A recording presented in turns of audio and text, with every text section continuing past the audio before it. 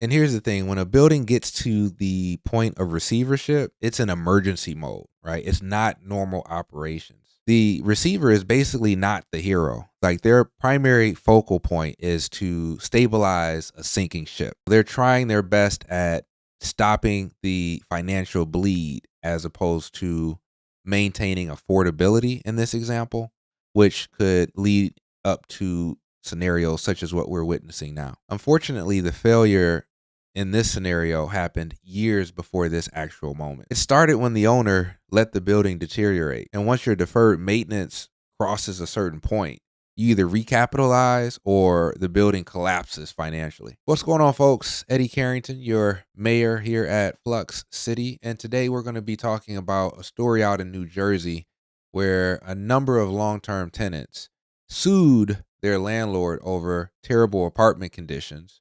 And now they're actually facing rent hikes that jump their rent potentially from $2,600 to over $4,000 a month after the building went into receivership. This is actually one of those stories that require us to look a little deeper beyond a greedy landlord or an angry tenant. This is actually a structural failure. And I'm going to bring you along as we look at it from a few different angles. In New Jersey, tenants of a century-old apartment complex in East Orange got more than they bargained for after suing their landlord over the conditions of the building, which fell into disrepair. The receiver who took over the ailing property wants a huge hike in rent, and that's led to outrage, concern, even legal action. New Jersey reporter Anthony Johnson is in East Orange with the details. Anthony. Yeah, the battle over this building known as the Castle has been going on for quite some time. Now the residents that have lived here for many years say they feel like they are now being pushed out. But that receivership says if the rents do not go up, they may have to shutter the entire building. So this is where it is extremely important to note that this isn't a landlord-tenant issue anymore. This is a court-appointed receivership. A neutral third-party entity is literally appointed by a judge at this point, and they in turn take custody or control of the asset, and they manage the asset due to it being in financial distress. The receiver literally acts as an officer of the courts, and their primary focus, their primary duty is to protect the value of the assets that they've temporarily taken custody over. And they're doing that for the benefit of all of the stakeholders, whether it be creditors, shareholders, and yes, even the tenants of, in this example, the apartment building. These apartments have been home to long-term residents, including disabled and senior citizens. The monthly rent is $2,600, but recently they got word that it's going to jump to over $4,000 starting next month. A massive hike for 92-year-old Howard Shelton. I can't see how we're going to make it from this if this thing goes through. Unfortunately, this is not necessarily just a single bad actor, right? This is actually something that is a systematic failure. What we're seeing is long-term neglect of a facility that these tenants are inhabiting.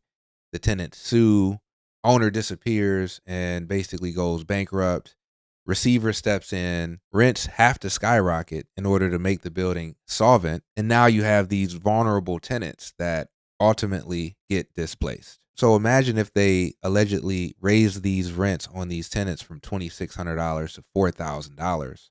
In this scenario, you have a 92-year-old man that may now be potentially homeless. He may have to move because he's not going to be able to potentially afford that $1,400 rent hike overnight. And as we're seeing more and more of this, I can use the Leland House as one of many examples that we've seen here in the city of Detroit. Cities should think about preservation strategies. Identify distressed buildings before they're insolvent. The building called the Castle was completed in 1928 and features sizable 3-bedroom apartments for families. Some 24 are unoccupied. This building was built in 1928. So what that typically means, especially in a scenario such as this, outdated systems, which also means high maintenance and costly repairs. And when you have a building in such disrepair, as I'm assuming this facility is, and rents were never aligned with true operating costs, the math usually collapses. Shelton moved in 12 years ago with his daughter. The long-retired senior takes great pride in his family. He never planned to move again, but faces eviction. I'm sure. And we do have to do a lot of hustling to find something else if we could. Here's what complicates the story. The building is in receivership. Basically, that means there's a mediator trying to come up with a workable solution between the tenant group and the landlord. But the owner skipped town and faces bankruptcy. The lawyer for the tenant says they have to continue fighting to stay in their homes, and the over $4,000 a month sticker price is above rents in the area. It's in excess of the market. I would say. And then in addition to that, we have to think about like, well, who can actually afford these rents? And here's the thing, when a building gets to the point of receivership, it's an emergency mode, right? It's not normal operations. The receiver is basically not the hero. Like, their primary focal point is to stabilize a sinking ship. They're trying their best at stopping the financial bleed as opposed to maintaining affordability in this example, which could lead up to scenarios such as what we're witnessing now. Unfortunately, the failure in this scenario happened years before this actual moment. It started when the owner let the building deteriorate. And once your deferred maintenance crosses a certain point, you either recapitalize or the building collapses financially. The Smiths have lived in the building for decades. They both still work and say an increase of $1,400 a month is going to force them out. I have a sister here that's disabled. She has nowhere to go. She barely gets any income. You're paying like close to $30,000 a year rent. Now you're talking about $50,000. The receivership says rents for current tenants will not jump that dramatically, but new tenants will pay over $4,000 a month for rent. The receivership also points out the building is insolvent and is facing board up. Even at 100% occupied, it does not cover operating expenses at the current rent schedule. So wait, even at 100% occupancy, the building can't cover expenses. As a developer and landlord, I can understand why. You got heat, insurance, staff, repairs. Everything is skyrocketing. So if your rents don't rise, you got foreclosure, you got condemnation, you got closure, you got board up. Now, from a real estate investor's lens, right, the long-term play here would be to try to acquire the building at a distressed price, bring in subsidy dollars that also may come with affordability agreements, which in turn helps the current tenants and future tenants that live within this facility, and it's also good business. Rehabilitate the property with those subsidy dollars and focus on improving your NOI through efficiency and not displacement.